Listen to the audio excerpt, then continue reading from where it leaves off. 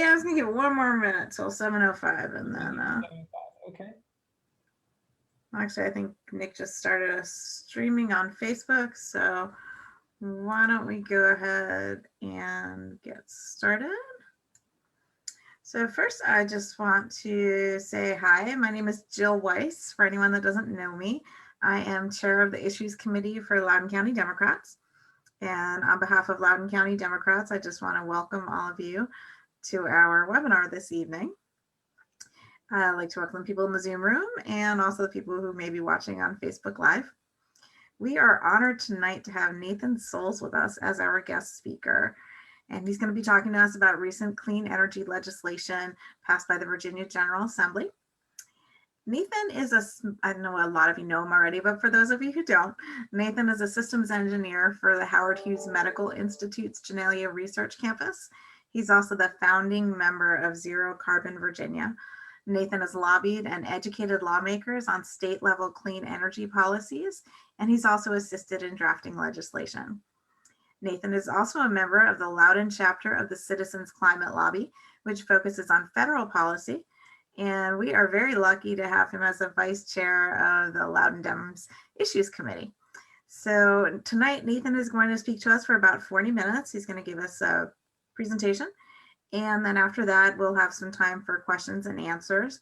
So if you think of any questions during the course of his presentation, please feel free to drop your questions either in the chat box or in the Q&A box if you're on Zoom.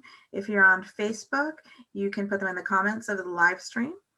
And Nick Gothard is with us tonight, and he will be monitoring the Facebook stream and doing all the behind the scenes work to make sure that this webinar runs well. And right now I'm going to say thank you, Nick, for doing it, because last week I forgot to thank Nick, so I don't want to forget this week. So thank you, Nick. And right now I'm going to turn it over to Nathan.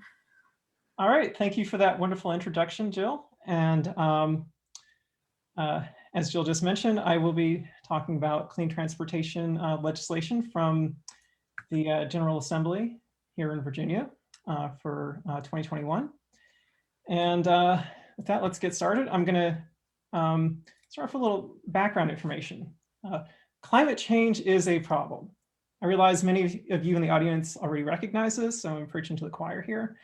But allow me to indulge myself with a few slides here that I think will best encapsulate this, this problem.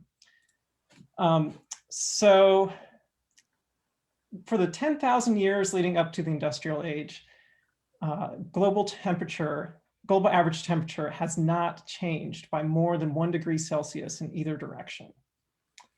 So that's a time frame that includes the invention of the wheel, cattle domestication, agriculture, and written language. It's a lot of things happening for human beings within a very small temperature range.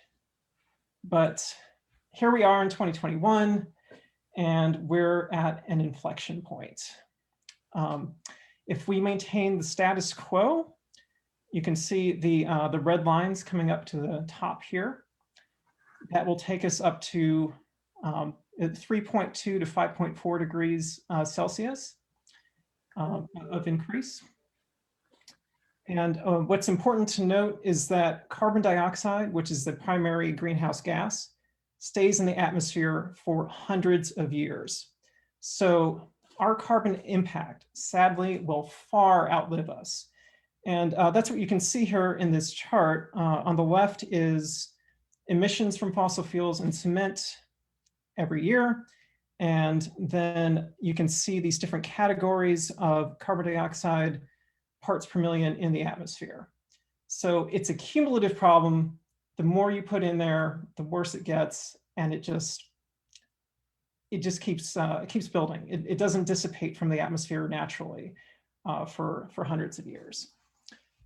So the main thing I want you to take away from this graph, though, is large and sustained mitigation is required to keep below 2 degrees Celsius.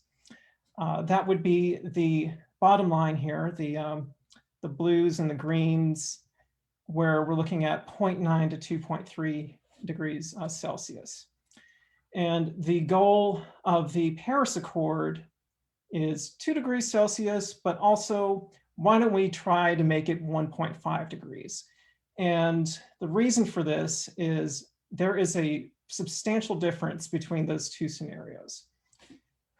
As you can see in this infographic, a lot of things just get a lot worse, whether it's occurrences of extreme heat in the 2-degree scenario, 2.6 times worse, summers with sea ice-free Arctics, a sea ice-free Arctic, 10 times worse. Sea level rise is worse. We lose more vertebrates, plants, insects. It has an impact, a greater impact on ecosystems, permafrost, and critically crop yields. Even as our population is growing, we would have less availability of food sources. And I think the most dramatic thing is coral reefs. So in a 1.5-degree scenario, we lose 70 to 90% of our coral reefs. In a 2-degree scenario, we lose almost all of it, 99%. So just something to keep in mind. I know there's a lot of talk about a 2-degree target, but there's a really big difference between 2 degrees and 1.5 degrees, and it's going to take a whole lot of work to get there. And just to remember, in the previous slide, the worst case scenario, status quo, we're looking at 5.4 degrees. So I don't want to even consider what that looks like for the potential problems that would arise from that. So one mitigation philosophy for this is electrify everything. David Roberts from Vox has a great article on this. I don't know if he's necessarily the originator of the phrase, but he's often credited as such, so I have here. And it's a very simple idea. Electrify everything, it means anything that currently uses a fossil fuel, we want to electrify it. So it's using electricity, it's using batteries. And then as our energy grid becomes cleaner, then so in turn does everything connected to it. And I have an asterisk here because I do think that there is a role for green hydrogen. Green hydrogen is a trendy topic. There could be a whole other presentation on that. But just note for here that this is another promising technology that should be considered alongside electrification. And there are use cases in particular where if you need something more lightweight, because lithium-ion batteries, as it turns out, they're not very light. Hydrogen is very lightweight. So if you're talking about planes or tractor trailers that are hauling a lot of stuff, then hydrogen may be a better option.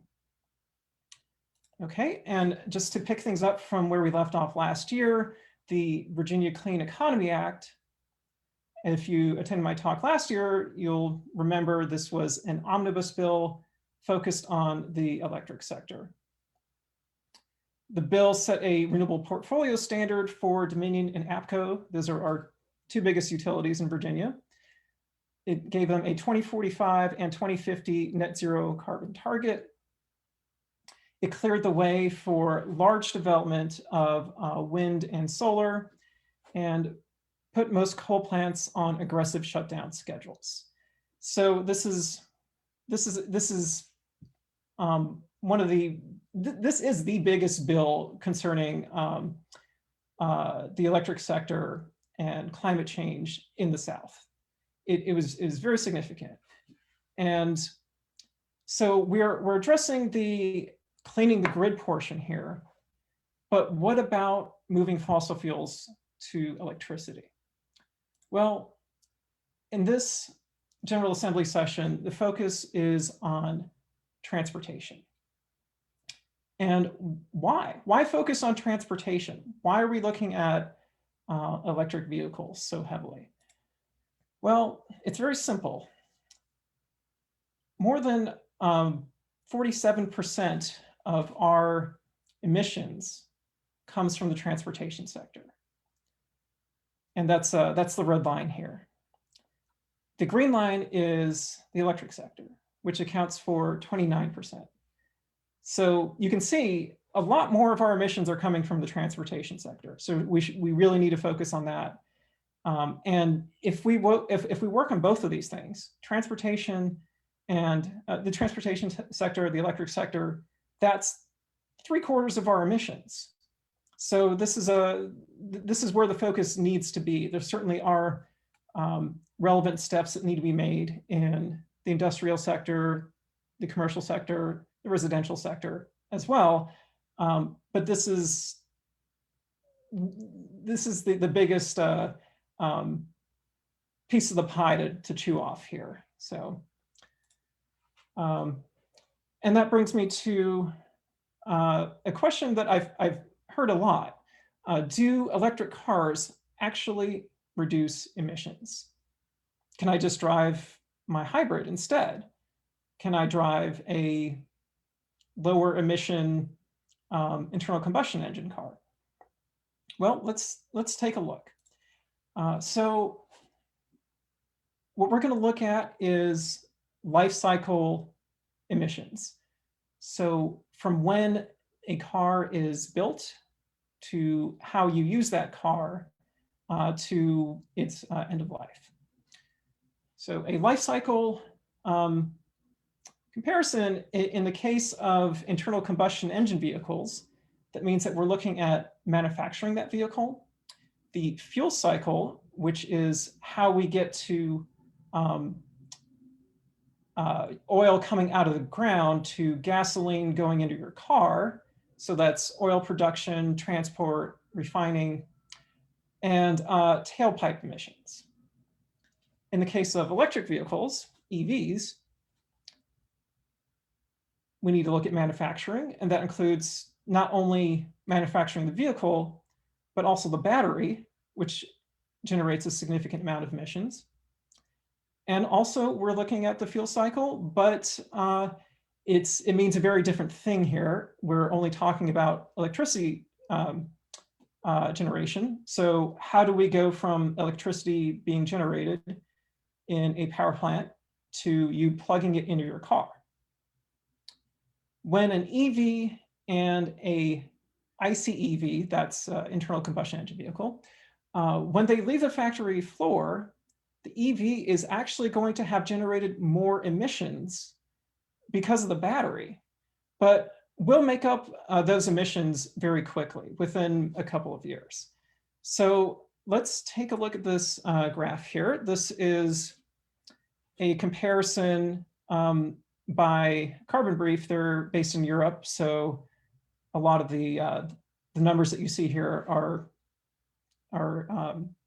with a European focus. So for instance, the standard of comparison here is the average Euro car. These tend to be more efficient than the average American car. And you can see the blue here is manufacturing the car itself, then the fuel cycle, and then there's a long bar here for tailpipe emissions. The overwhelming majority of your emissions when you're driving an internal combustion engine car are coming from your tailpipe. Whereas if you look at electric vehicles, the manufacturing of that vehicle is about the same. We have this new category of the battery manufacturing, and that's certainly significant. And we have the fuel cycle, and you can see that this varies. But taken all together, the life cycle emissions of electric vehicles ends up being a good deal lower than the average Euro car. It's about half. And comparing it to the Toyota Prius Echo, this is a very efficient hybrid. You're still coming out ahead with an EV. The EV we're looking at here, by the way, is a Nissan Leaf. And as you can see, in different countries, you're going to come out better than others. So I think a really good example here is France and Germany. So Germany, they still have a lot of coal, and and the big reason for that is they were hesitant to go with nuclear. And the Green Party there was very active in voicing their opposition to nuclear. And as a result, they've kept their coal online, and they generate more emissions with electric vehicles as compared to France, where they are much more, they use a lot more nuclear. They don't use coal, as much coal. And so their emissions are much lower.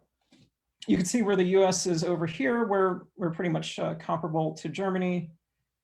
And of course, the leader here is Norway. They have a lot of renewables, and they're also leading the way on electric vehicles. Mr. Will Ferrell, how do you feel about that?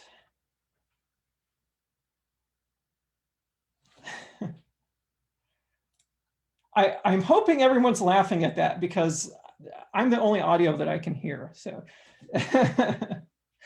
okay. And a carbon briefs analysis also makes this other point here that I wanted to share, which is that where your EV is manufactured also makes a difference.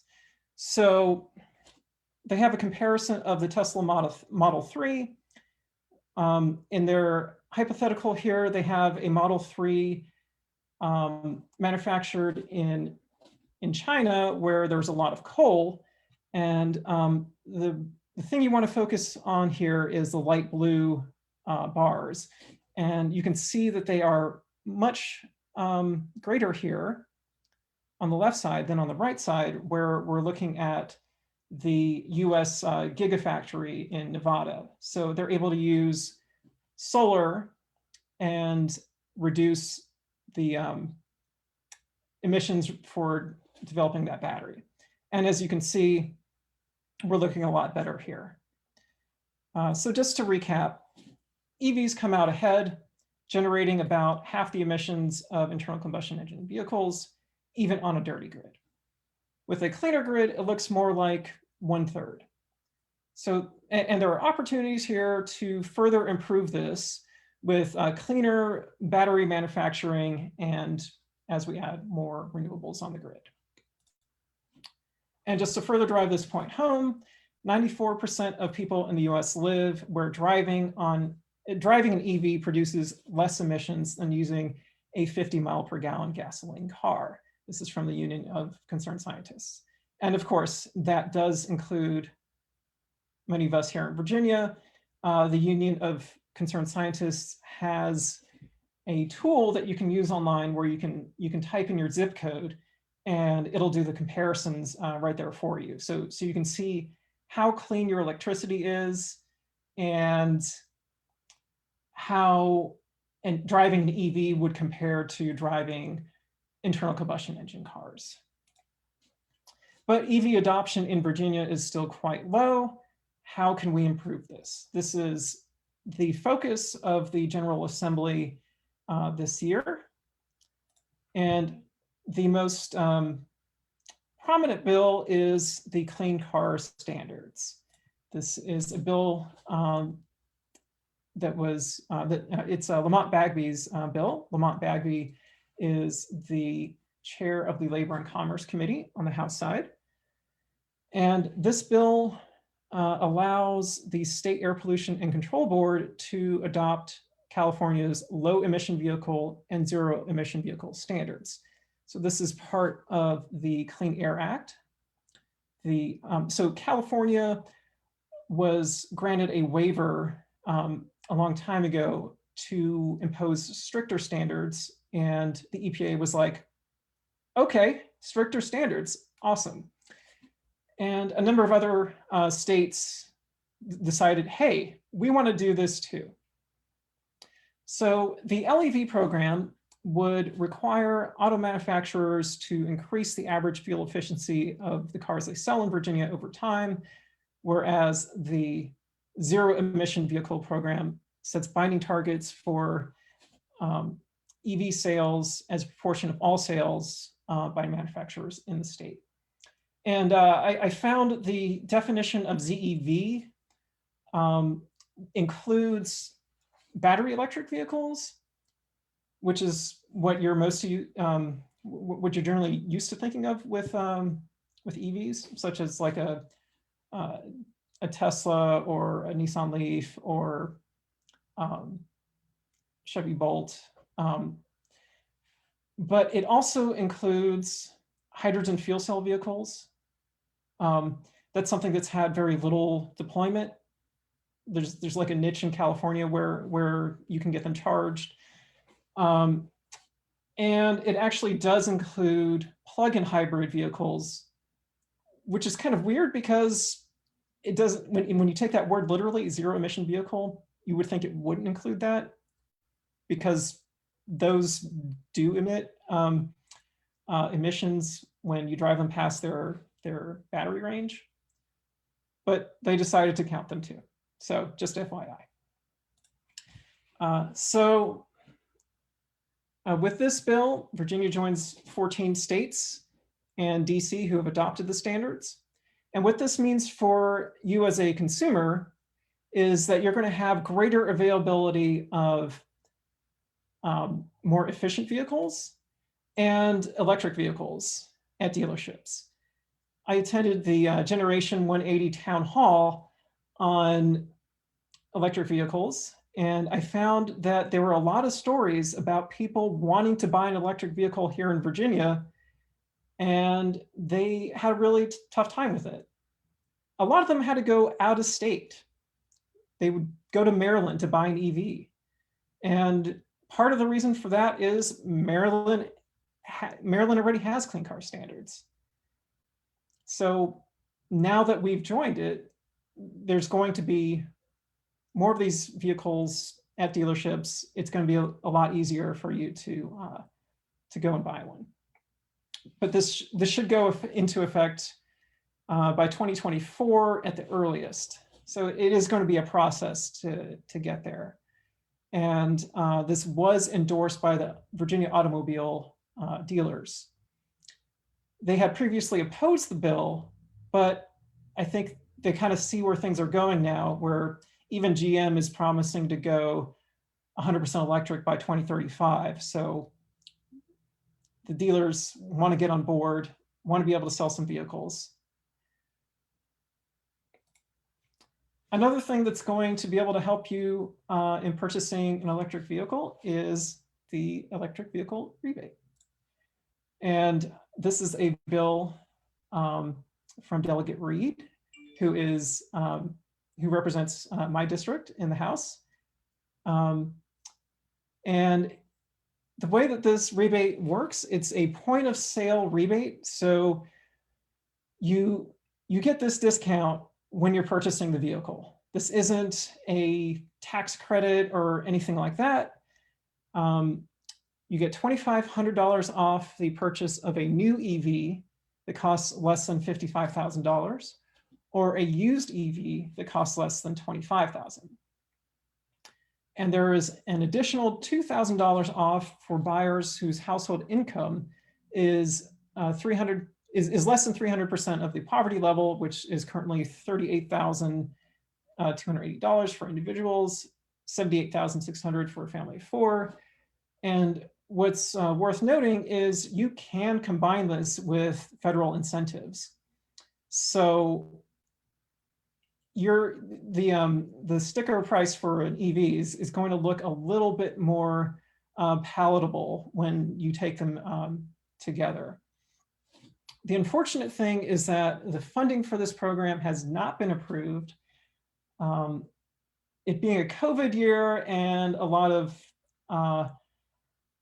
the budget just being a lot tighter,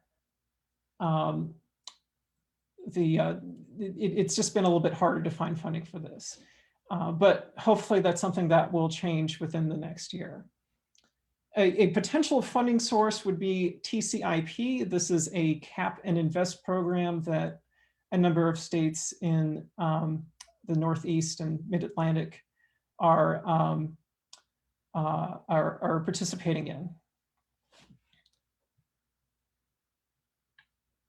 And dealerships are really looking to have this rebate program as well, because if you're combining it with the clean car standards, you're going to have a whole bunch of EVs in your dealership, and the rebates to really be able to help sell them. So this is something that they've been supporting as well. Electric school bus legislation. This is one of my favorite topics. And it's one of my favorite topics because there are so many knock-on benefits. It's a win-win-win. The lower maintenance costs of electric school buses save school districts money. Students are exposed to fewer diesel fumes, which may impact academic performance. And of course, the goal here is a greenhouse gas reduction. If we're taking more diesel buses off the road, it's going to have a pretty big impact there. And vehicle to grid technology. This is where buses can be used for storing electricity from the grid. And this enables us to use more renewable energy. So if you have, with solar and wind, you don't know when you're going to, they're not dispatchable. You don't know when you're going to get that electricity. You want to be able to store it. Well, these buses, as it turns out, they're big batteries with wheels on them. And one of the fortunate things about the way the school schedule is, it happens to perfectly allow for this. When kids are in school in the middle of the day, that's the perfect time for these buses to be collecting the excess electricity from solar, generated from solar. And during the summer, when you don't need as many school buses for school, you have longer days, and you're gonna want to be able to collect more solar during that period of time as well. But even with these myriad benefits, legislation has been a challenge. Last General Assembly, they tried to pass 2 different pieces of legislation, but it just didn't happen. So once again, there were a couple of more attempts here. Delegate Keene, the Virginia Electric Grants and Program, creates a fund and program to assist school boards in replacing diesel buses with electric buses, install charging infrastructure, develop workforce education to support electric buses. So the focus is primarily on electric school buses there, but then there are the next priority is to be able to use this for public, private, and nonprofit entities to help them replace motor vehicles, heavy equipment, or other machinery with EVs or low carbon alternatives. The important thing here is electric school buses, like a lot of renewable tech and clean energy, there is a high upfront cost and lower operational cost. So what we're looking to do is to fund the school district's purchase of the vehicles so that they, and they will reap the benefit of a vehicle that's cheaper to maintain. This bill did pass, but much like Delegate Reed's EV rebate program, it did not receive funding.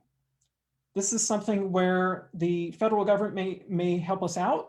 If the federal government decides that they want to take electric school buses on as an initiative, this is a fund where that money can go to very quickly. And Senator Lucas had a bill on the Senate side, and this is Dominion's bill, essentially. This would authorize electric utilities to partner with school districts in purchasing school buses, expanding on an existing pilot program with Dominion. This would enable Dominion to take outsized profits when buying the buses, building the charging infrastructure, and charging ratepayers for those costs. Dominion would own the buses and any V2G usage. So when they would sell that electricity back, they would reap the benefit there instead of a school district. In a case where the school district is buying the buses, they would have this additional revenue stream here of, hey, I've got some extra electricity stored in these buses. We're going to sell it to the grid. In this case, Dominion would benefit instead. So this passed in the Senate, which is, it tends to be more Dominion friendly, but it was defeated in the House twice. They tried to make some changes to it, but it just didn't work out. Essentially, the big concern is that Dominion is profiting too much on this, and that they would increase rates to ratepayers, and there weren't enough controls put in place to prevent that from happening to satisfy enough legislators in the House to pass it. Charging infrastructure bills. So the Virginia Energy Plan is a plan set forth by the governor within their first year of office. And it shows the vision that the governor has for energy in the Commonwealth. And these two bills make changes to the Virginia Code that set the guidelines for the energy plan. Last year, Senator Favola passed a bill that set a net zero carbon target of 2040 for the energy sector and 2045 for all sectors. So her bill this year, SB 1284, changes, it follows up on that bill. It changes the name of the Commonwealth Energy Policy to the Commonwealth Clean Energy Policy, just to emphasize that the focus is on clean energy. And it also strengthens climate change and environmental justice language, just to further say, this is what we need to be focusing on when we are developing our energy here in Virginia. And SB 1223 from Senator Boysko. Senator Boysko represents my district in the Senate. And her bill would add an analysis of electric car charging stations and other infrastructure to the Virginia Energy Plan. And similarly, Rip Sullivan, his bill, HB 2282, would direct the SEC to report on policy proposals to accelerate transportation electrification. And that would come from a number of stakeholders, and a report would come out in May of next year. It also limits how utilities get reimbursed for investments in transportation electrification. They must recover through normal rates, not through rate adjustment clauses or customer credit reinvestment offsets. And that's one of the rare ratepayer protection type of actions that came out of this General Assembly. I would say that the greatest disappointment from this General Assembly session has been that ratepayer protection bills did not get anywhere, particularly in the Senate. They had a tough time. Okay, so that's all the bills that I wanted to go over. There's plenty of more clean energy bills out there, but I just wanted to focus on a few here. And I did want to take a look at what's next and where do we go now? We've made such big strides last year and this year with clean energy legislation. So the first question for me is, how do we get funding for the EV rebate and the electric school bus fund? As I mentioned, these bills passed, but there's no funding for them. If we join TCIP, that may help us with the EV rebate program. If we get some federal help that may help with the school bus fund, but just something to keep an eye out on. If we don't get funding that way, then we'll have to look at general funds, probably. Join the Transportation and Climate Initiative program. This is, as I mentioned, this is a cap and trade program. It's similar to the Regional Greenhouse Gas Initiative, if you happen to know what that is. And this may be another way of funds.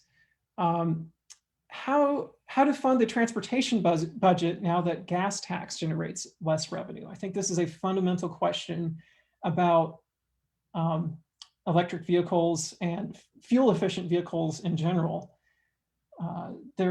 The gas tax was a very simple, effective way to, like a use tax. The more you use your roads, if you're driving an internal combustion engine car, there's a very solid correlation between your road usage and your gas consumption. So taxing it would naturally rise with it. But now that we're driving EVs and hybrids, there's a lot less funding going to the transportation budget. So we probably have to look at taxing based on vehicle miles driven in some form or another. This seems to me to be the fairest way to do it. Whatever vehicle you drive, you get taxed on your mileage. Standardization of fast charging ports. This is a real critical issue here because there are a number of different charging ports out there. And for instance, Tesla has its own supercharging stations, and they're able to use that as a marketing strategy. If you're considering buying an EV and you look at the charging network, well, Tesla's got a whole bunch of supercharging stations all over the country, and you can only use them with Tesla. So it's a big competitive advantage, and it can be very frustrating as someone who has some Apple devices. The Apple chargers they can be really annoying. Sorry, Javen. But fortunately on that end, there is a USB standardization coming along. So hopefully we can get something similar for EVs. This would probably have to come from the federal level.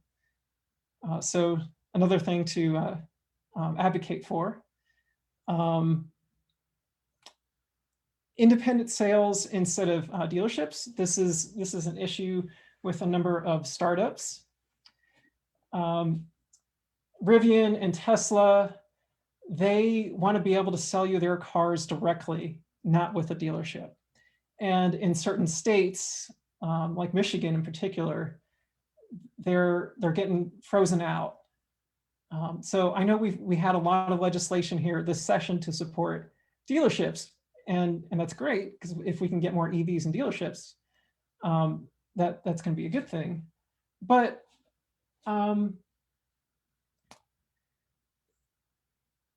it's good to have this other option too. So more competition, the better. And further electrification. So beyond electric vehicles, we need to be electrifying everything else that uses fossil fuels, whether that be the HVAC system for your home, stoves, instead of natural gas stoves. So do we need to look at providing incentives for electrifying these things? Do we need to look at local regulations? In certain parts of the country, certain cities are starting to ban natural gas. So if you're building a new house or a new restaurant, whatever, it's gonna be completely electric. And that's kind of a controversial issue, but something we may may need to look at. Battery recycling. So batteries are going to be critically important as we move to electrify everything. And recycling lithium batteries is a non-trivial task. And right now, a lot of times those batteries just end up in third world countries, and you'll just have this heap of lithium batteries. So we need to make sure that they are getting recycled responsibly. And that may mean going to manufacturers and saying, hey, you built this car with a lithium battery. It's up to it's up to you to recycle that responsibly, so that when if you as a consumer, when you're done with your car, you can give it back to the manufacturer and they can recycle it. One of the things, though, is that you can reuse those a lot of those batteries and get a little bit more use out of them. So there's talk of using lithium batteries that were used in a car, instead of using it in stationary storage in your house or on the grid. And canceling natural gas projects. So there are a couple of big natural gas plants, C4GT and Chickahominy. These are merchant plants that they're not built by Dominion, but they would feed into our grid. And they're in the process now, and I don't think that they make any sense both from an economic and environmental standpoint. So I hope that they would get canceled. And of course, the Mountain Valley Pipeline, for which many environmental advocates are fighting the good fight against the Mountain Valley Pipeline. So another thing to look out for here.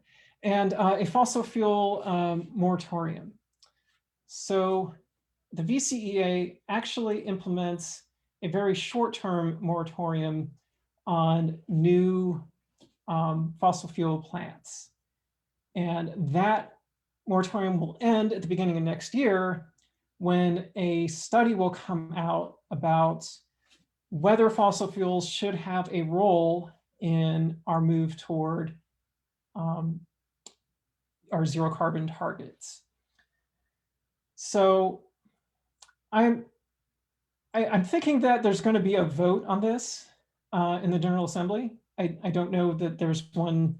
I don't think the VCA explicitly says that there has to be, but I would think that would be the next step. So I would think that, so we should be looking to advocate for this moratorium at the next General Assembly session. Okay, and I just want to acknowledge our Loudoun County delegation, Delegate David Reed, Delegate Suhas Subramaniam, Delegate Wendy Gudaitis, Delegate Carrie Delaney, Delegate Kathleen Murphy, Delegate Ibrahim Samira, Senator Barbara Favola, Senator Jennifer Boysko, Senator John Bell, my colleagues at Zero Carbon Virginia, Scott and Leslie Emery, Carl Svoboda, Sarah Ali, Alice Roby, Harrison Craycraft, Jan Cranston, Greg Cranston, Dan Turner Evans, Ray Clayton, Emily Keller. Good to see so many of you on the call. At LCDC, Jill Weiss, Jan Cranston again, and Nick Gothard. Thank you all for helping put this together and all the communication about the event. From the media, Sarah Vogelsong of Virginia Mercury, Ivy Main of Sierra Club and Power for the People VA, David Roberts of Vox, and some organizations, the League of Conservation Voters and Generation 180. They did a lot of talks on this subject, which were very informative. The Sierra Club Carbon Brief, where I got some of my information. Citizens, Climate Lobby, and Skeptical Science, which is a nice segue to this event coming up next week for Earth Day. Please join us 7 till 8:30 on April 22nd. Dr. John Cook, a George Mason professor, will be talking about his book, Cranky Uncle versus Climate Change. And he'll be focused on how to understand and respond to climate science deniers. And I think that will be a very, very good talk. And finally, let's see if my video works here. Stick the landing, which I apparently did not. Okay.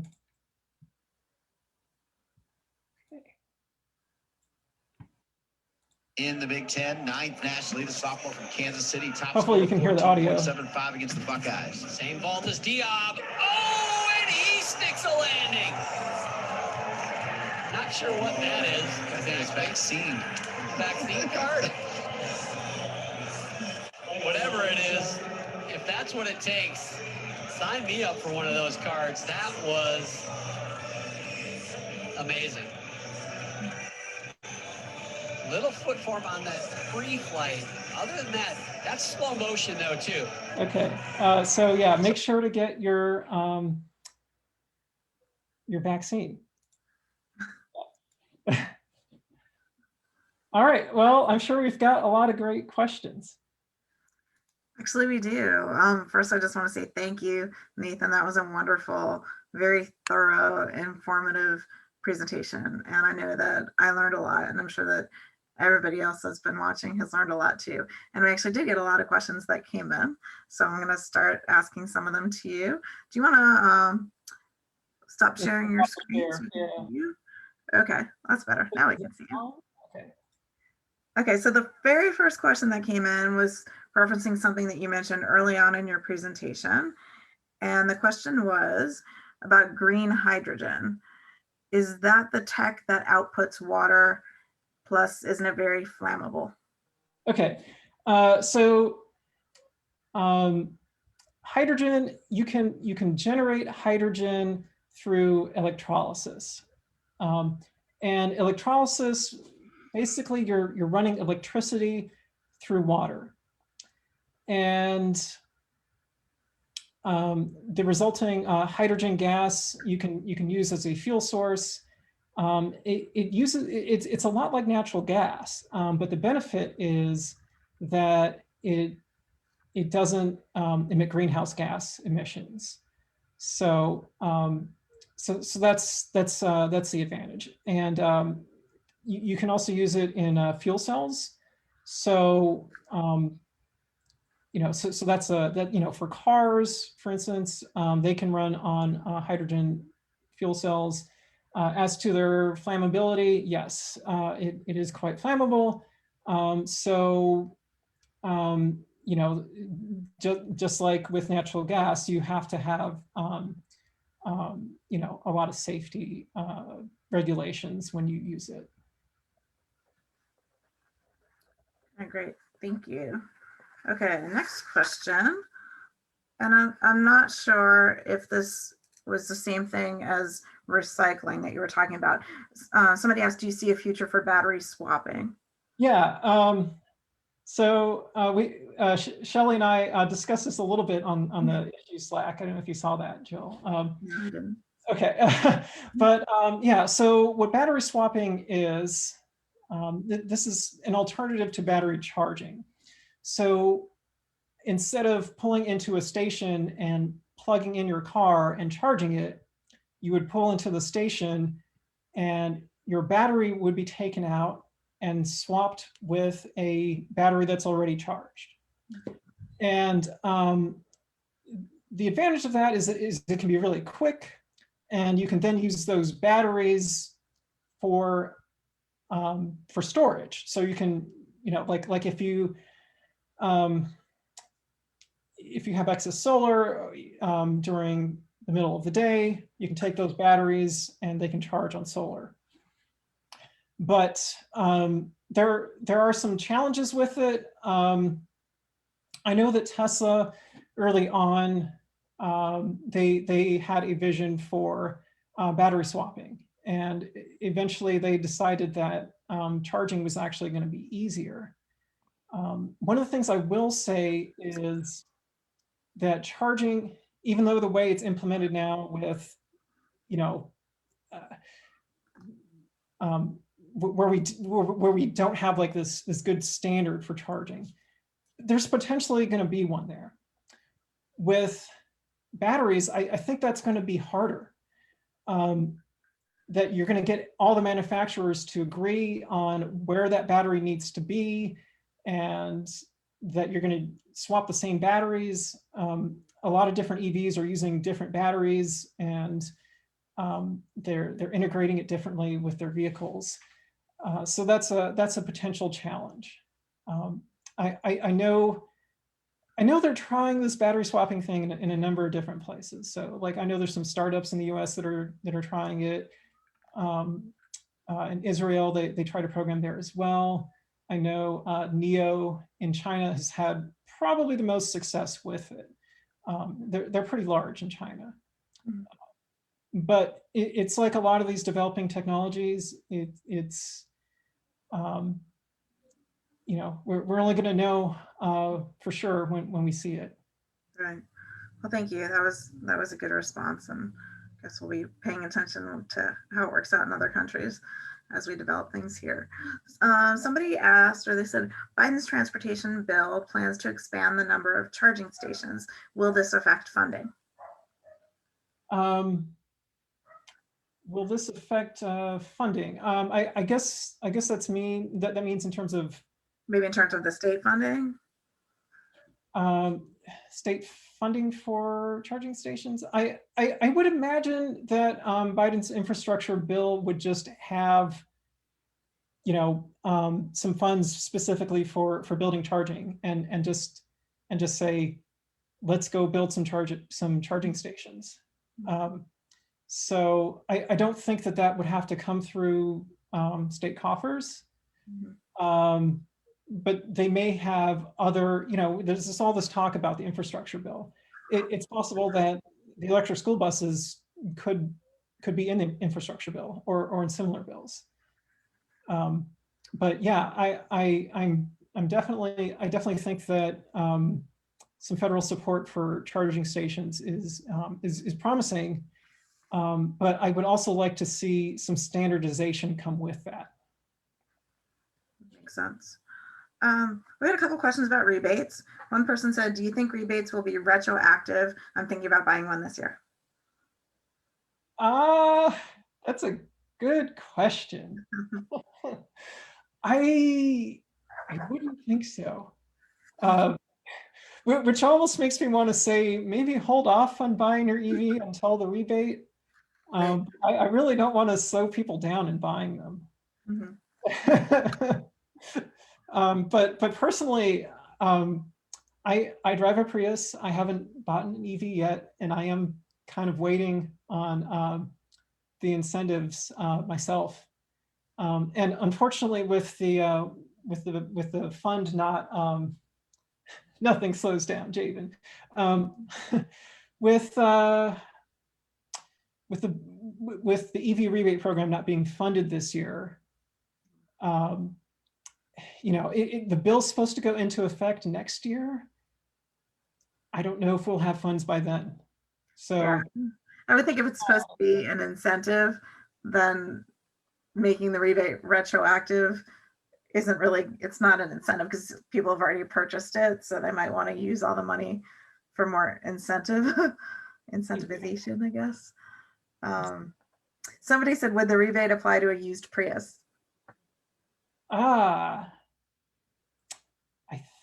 I think the rebate only applies to battery electric vehicles. So I don't think it would apply to a used Prius. Good question, though. So I had a question. Even if they get funding for the EV rebates, what would stop the manufacturers from just upping the sticker price $2,500 and then getting the money from the government and the consumer? Yeah, that's a really good point. And I don't think there's anything to stop them from it. I think the only thing is competition. So the great thing about where we are in the EV marketplace is it's no longer a one company game here. Volkswagen announced they released a EV, and they're going to be releasing a whole bunch more. And of course, I said GM is going 100% electric by 2035, and Rivian's going to be starting up this year. There's a whole lot going on, so there's going to be a whole lot of competition, and I think I don't think you're going to just have every EV go up by $2,500, because guess what? Your competition can just sell their cars for cheaper. So I think competition is going to help with that. Okay. Because I was wondering why they wouldn't, instead of doing the point of sale rebate, why they wouldn't offer a tax credit like they used to do, and they may still do, like if you put more efficient windows or refrigerators or heating device, whatever, in your house. Don't they offer tax credits for those? And that it's going to the person who actually spent the money on upgrading their appliances or windows in order to save energy. Wouldn't that make more sense than doing the point of sale rebate? Do you know why? The thing about the tax credit, there's a number of things. So people tend to feel that discount more when it's right there up front, instead of maybe I get it later at the end of the year. And the other thing is that a refund tends to be like a tax credit tends to be less. It tends to be more regressive. So if your tax burden is a certain level, then it's more likely to benefit you. The way that Delegate Reed designed this bill was to help out people, particularly on the lower end, more. So of course, there's that other component of if you are under 300% of the poverty level, you get an extra $2,000 off. And this was really because, like, when we've been advocating for this kind of stuff all over the state, we hear people in more rural parts of Virginia and more impoverished parts. Here we are. This is literally the richest county in the country, and we'd be going over to Danville or wherever, and they just make a lot less money there. And why would you, as a legislator from that part of the country, support legislation that helps Northern Virginians buy fancy electric vehicles? But this was a smart. I think this is a smart piece to add to the bill for Delegate Reed. Just like if you make less, you're going to benefit more in terms of purchasing the vehicle, and that it also applies to used vehicles also helps. And yeah, like the other key point though is electric vehicles, they are cheaper to maintain, and the fuel is cheaper as well. So, if you make less money, then you're able to get into a vehicle that is going to save you money over time. Yeah, that sounds like a really important part that they added to the bill. I'm glad that they added that. That'll help a lot of people. Let's see, any other questions? Someone asked, what would be the best 2 ideas that need to be implemented to further the drive to zero carbon? That's a great question. I think if you look at the energy sector and the transportation sector as being the 2 biggest in terms of emissions, I think the focus needs to be there. And fortunately, that's where it's been the past couple of years. So I would say that we need to keep the focus on the energy sector and the transportation sector. And the VCEA, as important as it was, the goal is, it can certainly be improved upon. The 2045 target for Dominion, 2050 target for APCO, these are, I think we can have more aggressive targets. And I think we also need to keep a watchful eye on how these utilities move forward. Like I know in Dominion's most recent integrated resource plan, they're still looking at building some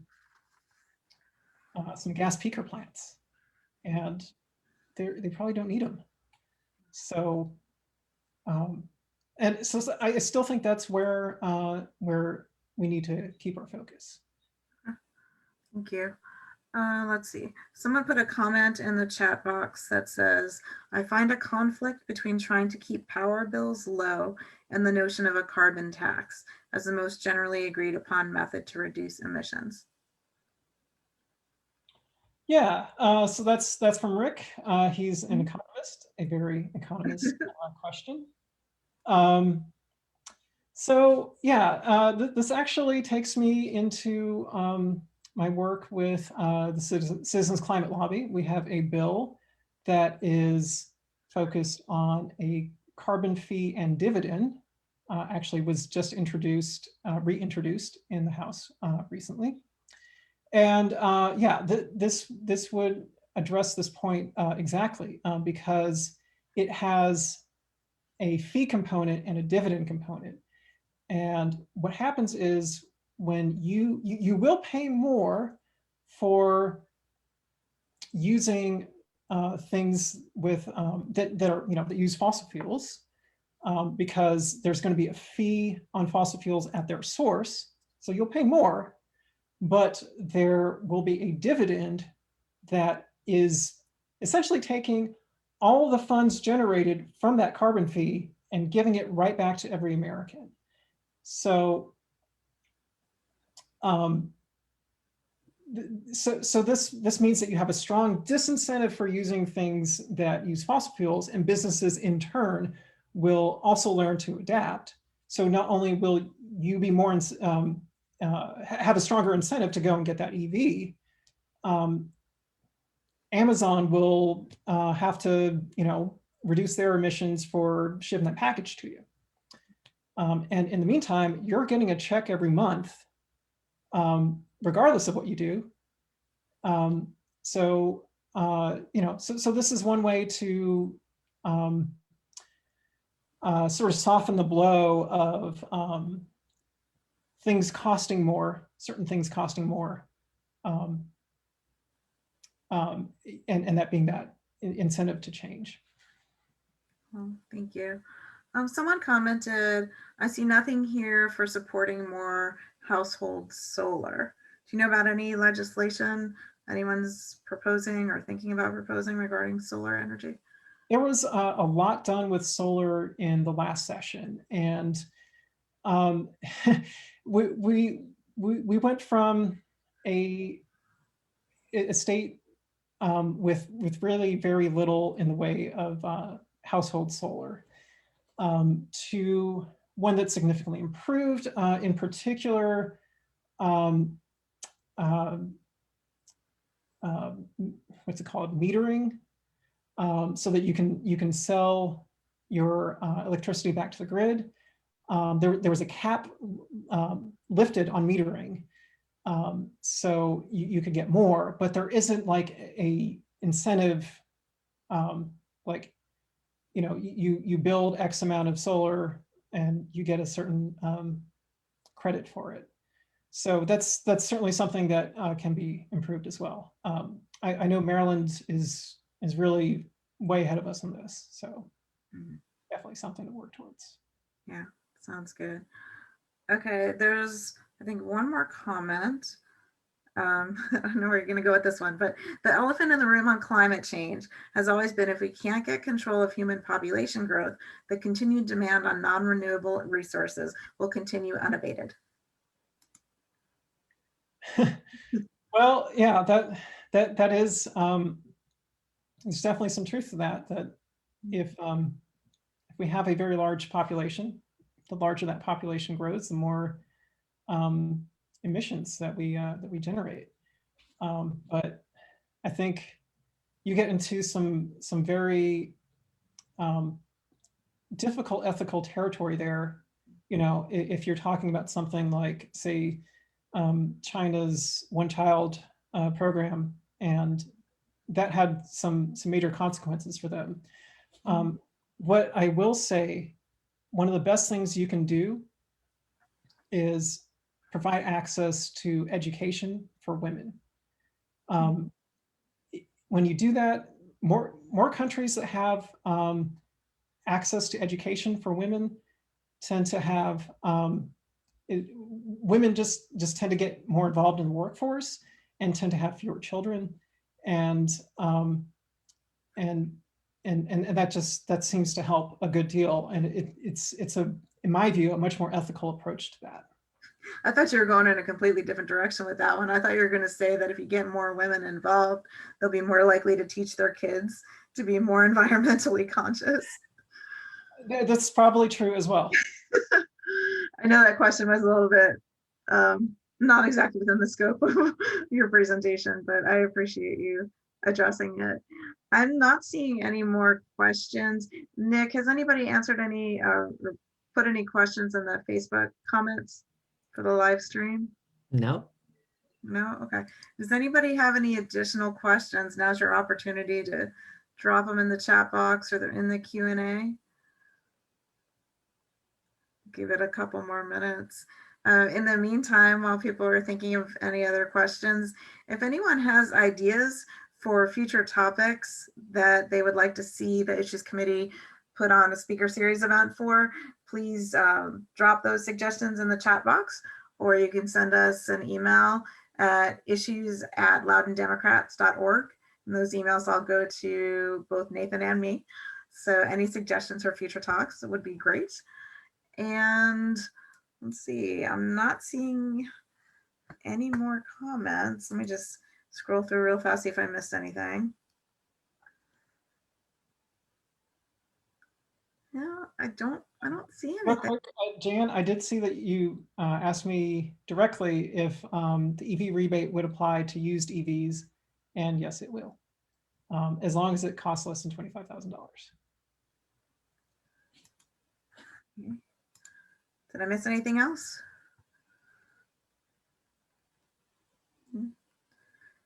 No? Okay, well, I, on behalf of everybody watching tonight, Nathan, just want to say thank you so much. That was an incredible presentation, and you obviously have an incredible grasp of and depth of knowledge on this topic. Your responses to the questions were great, and I'm just so glad that you were willing to put all this together for us. It was obvious that you spent a lot of time putting together your presentation, and I really enjoyed the event and I learned a lot, and I'm sure that other people did as well. Jan Cranston, I want to thank for helping us put together all the details behind tonight's event as well as last week's event. Nick Gothard, thank you for working behind the scenes to keep everything flowing. If anybody joined late or they missed part of tonight's event for any reason, or if you missed last week's event, which was focused on how the Virginia General Assembly process works, and we learned a lot of great tips as far as lobbying strategies. If you missed last week's event or portions of tonight, you can see them on Facebook because they're both live streamed. Last week's event is also posted, thanks to Shelly, thank you Shelly, on the LCDC YouTube channel. And this event will also be posted on the YouTube channel as well. So I just want to thank you all again for joining us. I hope you have a wonderful rest of your evening and that you join us again soon. So everybody have a great night and stay well. Thank you. Thank you all. Thank you all for attending, and thank you, Jill, Nick, and Jan for again for giving me this platform here to do this. So yeah.